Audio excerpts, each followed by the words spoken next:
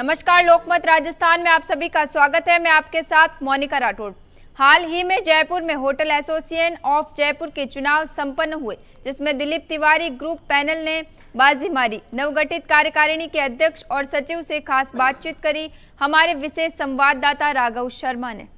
हाल ही में hotel association of Jaipur के चुनाव संपन्न हुए हैं, जिसकी कार्यकारिणी हमारे साथ मौजूद है। आइए उन्हीं से जानते हैं, बात करने की कोशिश करते हैं कि किस तरह से जो है उनकी आने वाले समय में वर्किंग रहेगी। सर, बहुत बहुत स्वागत है आपका और बहुत बहुत बधाई है आपको कि आप लोग जो है नई कार्यकारिणी आप लोगों की जीती है। अब किस तरह का जो है नया सिस्टम रहने वाला है? धन्यवाद साहब। अब एक्चुअली हमने कार्यभार संभाला है, तो एक तो हमने ये किया है कि 2 टर्म से ज़्यादा कोई भी किसी भी पद पे नहीं रहेगा। इससे एक लाभ होगा कि सभी होटलियर्स को जो इच्छा रखते हैं उनको मौका मिलेगा चुनाव लड़ने का और कार्यकारिणी में काम करने का। तो इसमें हमारा कोई वो नहीं है कि भाई कि हम इस पे संभाल के बैठ काबिज हो जाए। ये एक बहुत मतलब चीज़ रहती है कि हमेशा एक मठाधीश वाला सिस्टम चलता रहता है ना कि हाँ भाई रेगुलर चल रहे हैं। ये बहुत अच्छी बात आपने करी है।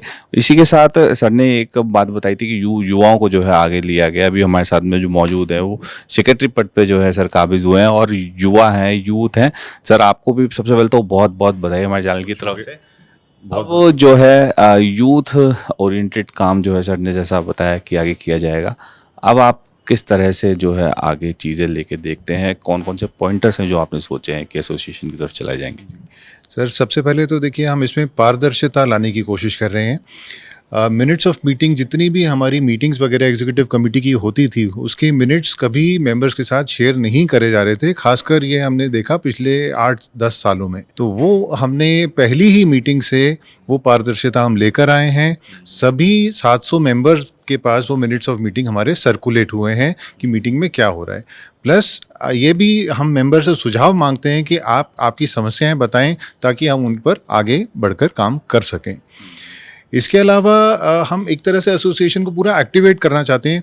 अभी तक साल भर में हमारा सिर्फ एक मेन कार्यक्रम हुआ करता था एसोसिएशन का, जिसमें भी बहुत ज़्यादा मेंबर शामिल नहीं हुआ करते थे। हम चाहते हैं कि सिर्फ एक प्रोग्राम करने के बजाय हमारे साल भर में कम से कम 3-4 प्रोग्राम हो, जिसमें अलग अलग टॉपिक्स को हम उठा सकें। जैसे कभी फूड सेफ्टी को लेकर हम कोई सेमिनार कर सकते हैं, जीएसटी की समस्याओं को लेकर कोई सेमिनार कर सकते हैं। अभी हमारे बहुत सारे होटेलियर बंधु हैं जो ओयो के जीएसटी के नोटिस से समस्या से उलझे हुए हैं, और तो उस पर वो करा जा सकता है। तो बहुत सारे ऐसे हमारे करंट टॉपिक्स हैं जिनके ऊपर सभी के बेनिफिट के लिए हम टाइम टू टाइम सेमिनार्स को ऑर्गेनाइज करेंगे। और जाहिर तौर पे देखा गया था, जो बात हमारी निकल के आई थी कि लगातार 12 साल से जो है एक कार्यकारिणी काबिज थी, बट उसके बाद अब जो है काफ़ी चेंजेस किए गए हैं। सर, आप जानना चाहेंगे मुख्य समस्या अभी तक क्या लगी आपको एसोसिएशन के अंदर? किस तरह की समस्या से जो है होटल व्यवसायी जूझ रहा था जयपुर का? मेन तो नियमितीकरण का कारण है कि नियमितीकरण नहीं हो पा रहा है। दूसरे उसके fire licence, food safety licence, नगर निगम के लाइसेंस, ये तमाम लाइसेंसों से जो है निजात पाना चाह रहा था। बिल्कुल। तो ये समस्या का समाधान हमने एरिया वाइज जो है मेंबर्स बना दिए हैं, प्रतिनिधि कर दिए हैं। तो जिन होटल्स की जो जो समस्याएं हैं वो अपने प्रतिनिधि को रख सकते हैं, प्रतिनिधि एसोसिएशन में रख सकता है, और हम राज्य सरकार के साथ में मीटिंग करके इन समस्याओं का हल कराने की पूरा प्रयत्न करेंगे सर। बिल्कुल। और जाहिर तौर पे देखा जा रहा है कि जो है होटल इंडस्ट्री लगातार बूम जो है हो रहा है उनके अंदर। ख़ासतौर से जयपुर की बात करें, राजस्थान की बात करें, डेस्टिनेशन वेडिंग में भी एक बहुत बड़ा नाम बन के जो है जयपुर उभरा है, राजस्थान उभरा है।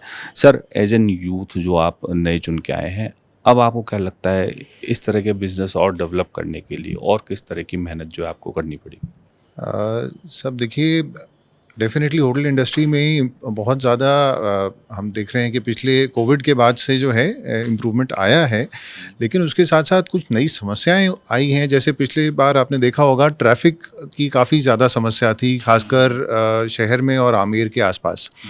तो उस पर हमारी एसोसिएशन प्राथमिक तौर पर कोशिश करेगी ट्रैफिक पुलिस के साथ में एक समन्वय बिठाकर किस तरह से इसको सुचारू रूप से संचालित किया जाए, क्योंकि नहीं तो बहुत जल्दी एक डेस्टिनेशन की बदनामी हो जाती है। जैसे आपने देखा होगा हिल स्टेशंस पर, मनाली में या मसूरी में बहुत ज़्यादा ट्रैफिक देखकर, उनकी लाइनें देखकर एक नेगेटिव पब्लिसिटी हो जाती है। तो हम चाह रहे हैं कि जयपुर की कम से कम इस तरह से प्रॉब्लम नहीं आए, तो उस पर हम डेफिनेटली काम करेंगे।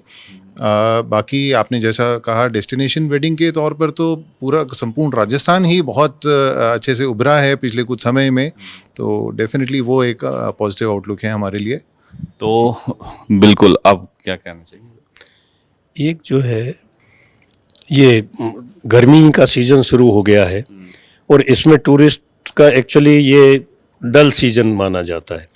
गवर्नमेंट से हमने प्रयास किया है कि नाइट में भी टूरिज्म के स्पॉट 10:30 बजे तक खोले जाएं, जिसकी वार्तालाप चल रही है। पत्राचार हमने माननीय उप मुख्यमंत्री महोदय जो टूरिज्म की भी मिनिस्टर हैं उनको पत्र दिया है और उन्होंने यस भी किया है, पॉजिटिव साइन दिए हैं।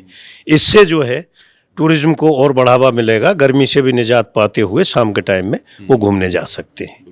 तो इस पर सरकार सकारात्मक विचार रखती है और ये जल्दी ही लागू भी हो जाएगा सर। तो इसी में एक सवाल और मेरा जहन में उठ रहा है, जैसे पिछली गहलोत सरकार की बात करें तो नाइट टूरिज्म के हिसाब से नाइट बाजार जो है लगाए गए थे, जल महल की पाल पे लगाए गए। तो क्या इस तरह के जो एक्सपेरिमेंट होते हैं वो कितने कारगर रहते हैं, क्या मानते हैं? ये फ्रूटफुल तो हैं टूरिज्म इंडस्ट्री के लिए। ये इस तरह के प्रयास हमेशा सफलता की ओर है और ये काफ़ी फ्रूटफुल हैं और इसमें टूरिज्म इंडस्ट्री ने